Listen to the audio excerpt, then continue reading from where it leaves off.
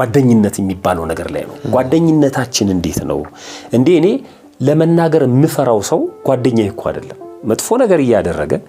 እኔም አብሬ ያያደረኩ ይሄ ነገር መጥፎ ነው እኮ ብዬ ማልናገረው ሰው ጓደኛዬ ሊሆን አይችልም ምፈራው ሰው ጓደኛዬ ሊሆን አይችልም እንዴት ይሆናል ለምሳሌ አንተ ልጅህን መጥፎ ነገር ሲያደርግ አይተ ዝም አትለውም ለምን ልጅ ስለሆነ ለመናገር አትፈራው አይደል ልጅ ስለሆነ ጓደኛዬን በዛ ልክ ነው ጓደኝነታችንን እንፈትሽ ነው ብለው እኔ ማፍረው በፊቱ መጥፎ ነገር ሳደርግ ነው ማፍረው እንጂ በጎ ነገር ለማድረግ ማፍረው ሰው ከሆነ ግን ጓደኛ አይደለም ማለት ነው እኔ ምለውን አክሴፕት የማያደርገኝ እሱ የሚለውን አክሴፕት ማላደርገው ማልረዳው ከሆነ ጓደኛ አይደለም እሱን ቼክ ማድረግ ያስፈልጋል ማለት ነው ጓደኞቻችን እውነትን ለመናገር የማናፍራቸው ምንድነው ይሄ አንዳንድ ጊዜ የሆነ ነገር ያነሱና ያ ነገር ላንተ የማይስማማ ከሆነ መናገር እንኳን ብታፍር በፊት ለውጥ ያቃሉ እንዴ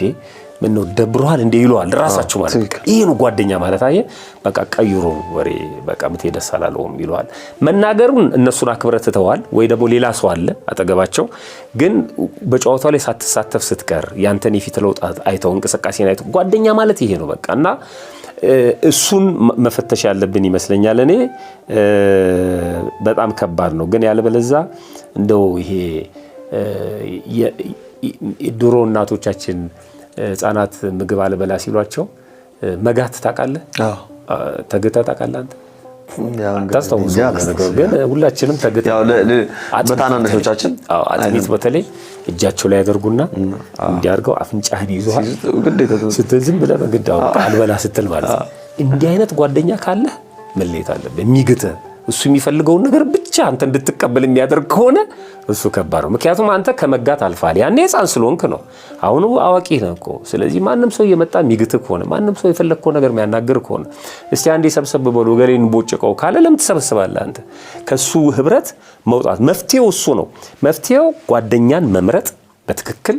የምርጫችን ደግሞ ስህተት ሆኖ ካገኘነው አሁን ከዛ ያንን ግሩፕ ለማትረፍ ለመዋጀት መሞከር ከዛ ዲስከስ ማድረግ ለምሳሌ አሁን ሲያሙ አትሙ ብለ ከማስቆም ሐሜትን አጀንዳ አርገ እዛ ግሩፕ ላይ ማንሳት ሐሜት ግን ምን ይመስላችኋል በመንፈሳዊ ህይወት አይደል መነጋገር ምክንያቱም ለተናገሩት ነገር ተገዢ ይሆናሉ በኋላ መጨረሻ ኮንክሉድ የምታደርገው ግን ሐሜት መጥፎ ነው በሚለው ከሆነ ጉባኤ የሚዘጋው ኔክስት ላይ ልክ ሐሜት ሲጀምሩ እንዴ ባለፈው አውርተን ትሏል አንተም እንትን ይኖራል ኤቪደንስ ይኖራል ኮንፊደንስ ይኖራል ስለዚህ መጀመሪያ ዲስከስ ማድረግ ያስፈልጋል እኔ አንድ ቦታ ላይ የሆነ የህግ አቋም ሰምቼ ነው የህግ ሰዎች ካሉ ያረሙ